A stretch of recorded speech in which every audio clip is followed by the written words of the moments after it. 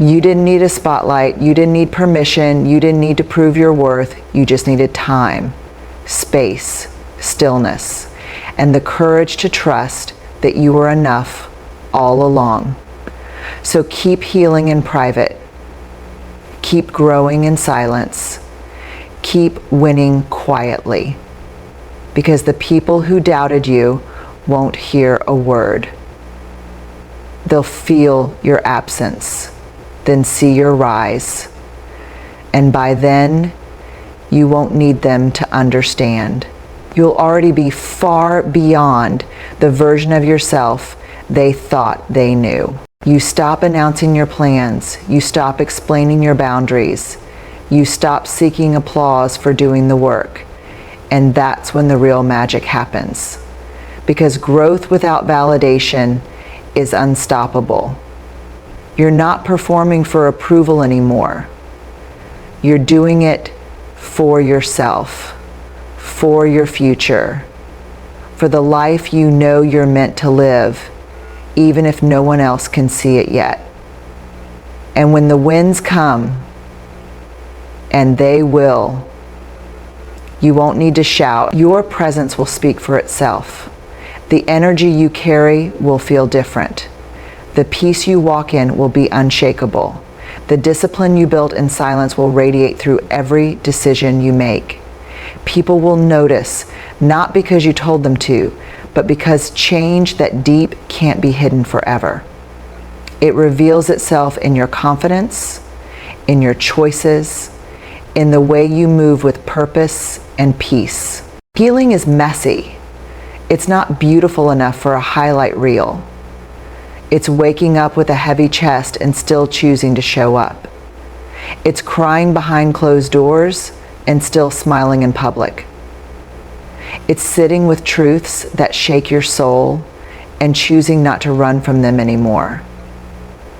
That kind of growth can't be explained in captions or proven with quotes. You don't owe anyone a detailed map of your healing journey. It's yours, and you're allowed to protect it like the sacred process it is. In that silence, something begins to shift. You start seeing things clearly. People you once chased begin to fade from your thoughts. Habits that drained you begin to lose their grip. Goals that once felt impossible now feel urgent. Not because of pressure, but because of purpose. And slowly, without needing to prove anything to anyone, you start to level up. Quietly, intentionally, relentlessly. Some people will never explain themselves because they don't want to face the truth of who they are. And some won't because they know they can't fix what they broke. Let that be enough. Let silence be your liberation, because in that silence, you finally hear yourself again. And that sound, that's the beginning of everything you've been waiting for. There's something sacred about becoming who you're meant to be without needing the world to witness every step. We live in a time where people feel pressured to broadcast everything: pain, progress, growth, success, as if it's not real unless it's validated by likes, comments, or recognition. But real power doesn't demand attention. Real transformation doesn't need an audience. And the deepest healing, the kind that changes you from the inside out, often happens in silence. Away from noise, away from performance, away from people who only watch but never understand. Closure doesn't need to be loud. It doesn't need to be dramatic. Sometimes it's as quiet as no longer checking their profile, no longer revisiting old conversations, no longer trying to understand why they weren't able to love you the way you needed. Closure can be the silent unfollow, the unanswered message, the deleted photos, the slow, steady return to yourself. Not as a reaction, but as a release. You don't owe anyone an open door to come back through. You don't owe them another chance to hurt you under the disguise of clearing the air. Sometimes your healing begins the moment you accept that the door has already been closed. You just kept trying to knock on it, hoping for a different ending. But the silence, that's your answer. That's the full stop at the end of the sentence.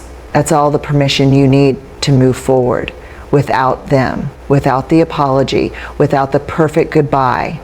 When someone doesn't value you enough to offer honesty, that's all the clarity you need. It's not your job to decode their silence, rationalize their behavior, or carry their guilt while trying to heal your own wounds. Let silence speak for itself, and learn to listen to what it's saying. You don't have to reopen the door to someone who slammed it. You don't have to ask questions to someone who already showed you they don't care enough to answer them. Your peace is not dependent on their willingness to explain themselves. It's built on your decision to stop waiting for what may never come. Because real closure doesn't come from them, it comes from you. It's the moment you decide your healing matters more than their explanation. It's the moment you stop rehearsing the what ifs and start choosing the what's next. We grow up believing that healing requires answers, that to truly move on, we need explanations, apologies, or at least a final conversation to tie things up neatly. We think closure is a door someone else has to close for us, a moment of clarity that will help us understand why things ended the way they did. But life, people, and pain aren't always that kind. Some endings come without warning. Some people leave without looking back. Some chapters just stop mid-sentence. And if you wait for closure from someone who wasn't honest with you when they had you, you'll keep reliving the same questions that broke you in the first place. Not everything will make sense. Not every person who hurt you will admit they did. Not every connection you lost will circle back to explain itself. And that's where a deeper truth emerges. Silence can be the closure. Silence returns to a sense of anchor. Silence can be the closure. The lack of apology is the apology. The way they left is the explanation. You deserve relationships where your absence hits just as hard as your presence. Where people don't just celebrate your highs, but worry about your lows. Where your silence isn't overlooked, it's heard, it's felt, it's respected. Because being there for people isn't just about showing up when things are good. It's about being emotionally available even when words aren't spoken. It's about seeing someone's absence as a signal, not a slight. Not everyone will notice when you're gone. That's okay. Let them drift, let them fall away. The ones who matter will feel it. They'll come looking. They'll ask the hard questions. They'll give back the energy you once gave. And those are the people worth keeping because they don't just want you around, they value who you are. Whether you're speaking, silent, giving, or simply being. Too many people are addicted to your presence, but numb to your pain. They love what you do for them, but they never think about how you feel when you're always the one giving. They assume you'll always be there, that your consistency is guaranteed, that your loyalty has no limits. And so they stop appreciating it, they stop earning it, and that's where the disconnection begins. Not because you changed, but because they stopped noticing you were even showing up in the first place. The right people, though, they don't need to be told. They feel it in the silence. They feel it in the spaces where your energy used to light up their life, and they come looking for you. Not out of obligation, but because connection is mutual. Real ones don't need reminders to check on you. They don't forget who stood by them when it mattered. They don't disappear when your life grows quiet. They stay, or they come back, or they ask what happened, instead of assuming you're just being distant. You spend so much time trying to show up for others, checking in, being there, giving your energy, your time, your effort. You stay available, responsive, supportive, even when you're tired, even when you're struggling. You do it because it feels right, because loyalty matters to you, because you care. But what happens when you pull back? What happens when you go silent? When you stop pouring into people who never really poured into you? That's when you learn something powerful. The right people feel your absence, not just your presence. They notice when your energy is missing. They feel the shift when your name stops popping up on their phone. They sense the void when your support isn't there to hold them together. And they don't just notice it, they care. They reach out. They ask. They show up. Because they valued you, not just what you gave. Let them feel the space you once filled. Let them realize the gravity of what they mishandled. Because real consequences aren't always loud. Sometimes they echo in the emptiness left behind when you decide you're done accepting crumbs from people who once had access to the feast. Disrespect isn't a test of how much you can endure. It's a test of how deeply you love yourself. The more you respect your own energy, the quicker you'll walk away from anyone who does. You won't argue. You won't chase clarity from those who use confusion to control. You won't explain to someone why kindness and decency are the bare minimum. You'll simply exit. Silently. Completely.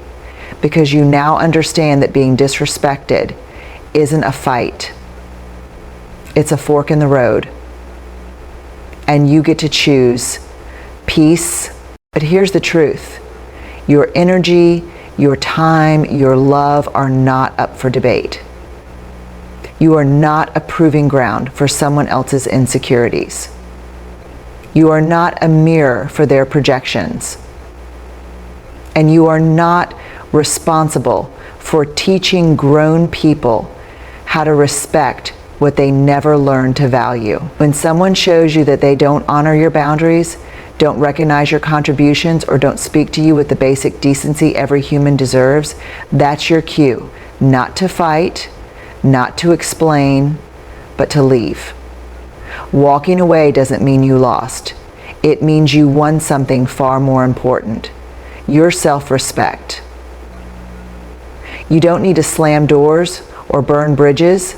You just stop showing up where you're not seen. You take your silence, your distance, and your absence, and let that speak volumes. By the time they ask, how did you do it? Your life will answer for you. New circles that speak your language, projects bearing your name, opportunities that only open for the relentless. And the same mouths that once questioned your potential will tell the story of how they always knew you were destined. Let them rewrite history. You're busy writing the future. You don't chase revenge. You chase mastery. You don't clap back, you cash in on potential, on discipline, on the version of yourself who refused to be shaped by their small frame of reference. Every milestone you reach delivers a silent message louder than any comeback line. Their doubt was never about your limits. It was a reflection of their own. And nothing disrupts a doubter's comfort like watching the person they underestimated lap them without uttering a single word. Without whispers, you'll never make it. Drive answers by doubling your reps, finishing one more chapter, sending one more application. You keep receipts, but they're internal, private, stamped on your mind as confirmation of hours invested when nobody was watching. You don't broadcast the late night grind or the early morning sweat. You don't live stream the failures you flip into lessons. Let them assume you gave up. That miscalculation is part of your strategy. Because when results finally surface, they won't appear as gradual updates. They'll hit like a sunrise that blinds the room. Suddenly, the person they dismissed has certifications pinned to the wall, a body carved by discipline, a portfolio stacked with wins. Doubt does a double take. Drive just keeps walking by. There's a quiet thrill in knowing they can never trace your glow up, step by step. People who need to see progress to believe in it are forever late to the party. When someone underestimates you, a hidden reservoir of fuel starts to gather inside, waiting for the spark that will turn it into relentless momentum. Their doubt isn't just a judgment, it's free energy, an uninvited push that can propel you farther than compliments ever could. Every time they rolled their eyes at your dreams or dismissed your ideas as impossible, they unknowingly donated a brick to the foundation you're laying in silence. You collect each slight, each minimization, not to store as bitterness, but to convert into a blueprint for transformation that they'll never see coming. You wake up before dawn because mediocrity sleeps in. You read, you train, you study, you practice, all while the world scrolls past highlights on screens. They thought you vanished, but really you're in the lab of your own life, soldering together skills, discipline, and patience. And while they try to fill the space you left with temporary distractions and shallow replacements, nothing will match the depth you brought, the security, the presence, the peace. There will come a day when they realize you weren't just someone. They'll realize you were the one. But you won't be waiting for that day. You'll be living, healing, thriving. You'll be somewhere far from the version of yourself who once begged to be seen. Let them regret it. Let them sit with the consequences of their own choices. Let your silence remind them of what they lost. Because you didn't walk away because you stopped caring. You walked away because you finally started caring about yourself. And that shift, that's what changes everything. You were real, and in the end, that's what they'll miss the most. Not your words, not your presence, but your soul. The part of you they never truly deserved. The part they'll never find. Because one day they'll look around and feel the absence. The absence of your patience, the absence of your energy, the absence of your constant forgiveness. They'll miss the way you cared, even when they gave you nothing. They'll miss the way you believed in them, even when they gave you every reason to walk away. There's something deeply painful about being the one who stayed true while the other person took you for granted. You gave your loyalty when it wasn't returned. You showed up with consistency, with honesty, with a heart that didn't play games, and they didn't see it. Or worse, they saw it and still chose to treat you like you were replaceable. They thought your love was ordinary because they never imagined a world where you wouldn't always be there. But eventually, you get tired. Tired of explaining yourself. Tired of carrying one-sided relationships. Tired of proving your worth to someone who never really cared to understand it. And when that moment comes, you don't scream. You don't argue. You simply withdraw. You walk away, not out of weakness, but because you finally realized that no amount of love you give will ever be enough for someone who doesn't recognize value when they have it. And that's when the regret begins, not for you, but for them, because you'll know exactly who you are and what you're worth, and you won't need anyone to confirm it. You're not doing this for them. You're not rising from the ashes so they can see you. You're rising because you were never meant to stay small, never meant to stay broken. You're becoming the version of yourself that doesn't seek attention, but commands respect, quietly, confidently, without ever having to say a word. Let your silence be the buildup. Let your work in the dark speak when the light finds you again. You're not just making a comeback. You're becoming someone entirely new. And that doesn't require an announcement. It just requires you. Fully, deeply, and unapologetically committed to your own rise. You don't need to post your routine, your success, or your new mindset, because what you're building now is for you, not for the world, not for the ones who walked away, not for the ones who underestimated you. Let them wonder where you went. Let them whisper about your silence. Let them question whether you're okay. Meanwhile, you keep showing up for yourself. You keep growing, learning, working in the background. You let your progress be your secret, your peace be your focus, your future be your revenge. Because people expect a performance. They expect noise. They expect you to try and win them back or prove you were right. But when you say nothing and just evolve, that's when they feel it the most. When you stop explaining, stop defending, stop sharing everything, they start to feel your absence. And the version of you that reemerges after the silence, that version won't be begging for recognition. That version doesn't need applause. There's a certain kind of strength that comes from being quiet while you rebuild, from deciding that you don't need to broadcast your progress, announce your return, or prove to anyone that you're better now. In a world obsessed with being seen, with constant updates and digital validation, choosing to keep your comeback private is a radical act of self-trust. It means you no longer need to perform your healing for the approval of others. You're not chasing their reactions anymore. You're focusing on results, on reality, on what's real, not what's seen. You don't need to tell people how much you've changed. The ones who doubted you will see it eventually. And by then, it won't even matter. Because your comeback isn't about revenge. It's not about proving a point. It's about rising on your own terms. Quietly, authentically. You don't need a dramatic declaration, a flashy post, or a grand reveal. You don't have to write long paragraphs about growth, because the most powerful kind of growth is the kind no one sees, the kind that happens behind closed doors, the kind that builds resilience, not for show, but for your soul.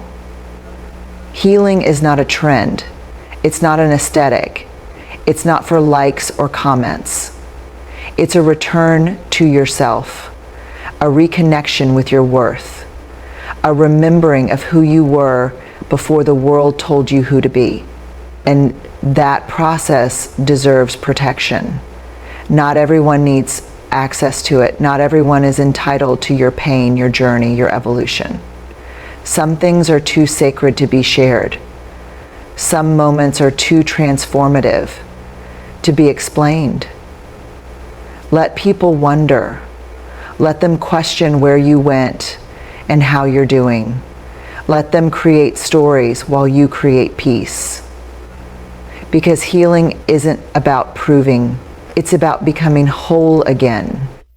And that, more often than not, requires silence, solitude, and the courage to heal privately. Because healing is not a performance. It's not something you owe an audience. It's a personal process. And it's messy, non-linear, and sacred. When you're healing, you're rebuilding. Not just your heart, but your entire perspective. You're unlearning the lies people made you believe about yourself. You're learning how to live without what you once begged to stay. You're stitching together the parts of yourself you gave away trying to be enough. For people who never really saw you. And those moments, the real, raw ones, don't need to be broadcasted. They don't need applause. They need silence. They need space. You don't have to prove that you're okay. Not to them, not to anyone. Sometimes healing means crying at night without posting about it. Sometimes it means going through the day numb, but still showing up. Sometimes it means forgiving yourself quietly over and over again. There's a misconception in today's world that healing has to be loud, that it has to be seen, shared, or validated by others to be real. Social media has created this pressure to post your growth, to document your comeback, to let everyone know that you're moving on, thriving, evolving. But the truth is, real healing doesn't always look like filtered photos, perfect quotes, or motivational caption. It's quiet, it's uncomfortable, and most of the time, it happens in silence, far away from the spotlight. You don't have to tell the world what you're going through to prove that you're healing. You don't need to explain your silence, your distance, or your withdrawal. You're allowed to disappear, to take a break, to remove yourself from everything and everyone that drains your peace. You're allowed to go off the radar, not out of spite, but for survival. We grow up believing that closure is something we have to give or receive in order to move on, that we need some kind of final conversation, an apology, or an explanation to make peace with what happened. But the truth is, most of the time, closure is just a disguised attempt to reopen wounds that are already trying to heal. It's not always about healing. Sometimes it's just about hearing what we want to hear.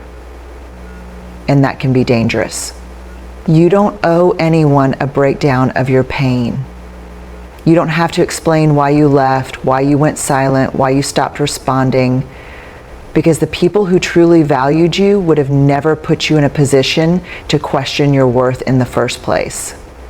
People who lie to you, hurt you, betray you, they don't suddenly become honest or remorseful just because you ask them to explain. And even if they do, their version of closure is often a carefully crafted excuse that makes them feel better, not you. We grow up believing that closure is something we have to give or receive in order to move on, that we need some kind of final conversation, an apology, or an explanation to make peace with what happened. But the truth is, most of the time, closure is just a disguised attempt to reopen wounds that are already trying to heal. It's not always about healing. Sometimes it's just about hearing what we want to hear, and that can be dangerous. You don't owe anyone a breakdown of your pain. You don't have to explain why you left, why you went silent, why you stopped responding. Because the people who truly valued you would have never put you in a position to question your worth in the first place. People who lie to you, hurt you, betray you, they don't suddenly become honest or remorseful just because you ask them to explain. And even if they do, their version of closure is often a carefully crafted excuse that makes them feel better, not you. When you choose silence, you're not letting them win. You're letting yourself heal. You're not ignoring the situation, you're rising above it. You're choosing to no longer explain your worth to people who couldn't see it in the first place. You're showing them that you won't lower yourself to meet their level of immaturity or manipulation. And that silence, it lingers. It sticks in their mind far longer than any angry words would. We live in a world that constantly tells us to speak up, to defend ourselves, to react. When someone wrongs us, we're told to clap back, prove them wrong, show them what they've lost. But the truth is, silence, true, intentional silence, is one of the most powerful statements you can ever make. Because silence doesn't mean you've run out of things to say. It means you've realized that some things aren't worth your energy anymore. It means you've chosen self-control over chaos and peace over drama. Anyone can raise their voice, argue, scream, or plead. That's easy. What's hard, what takes real strength, is walking away with dignity and letting the silence speak for itself.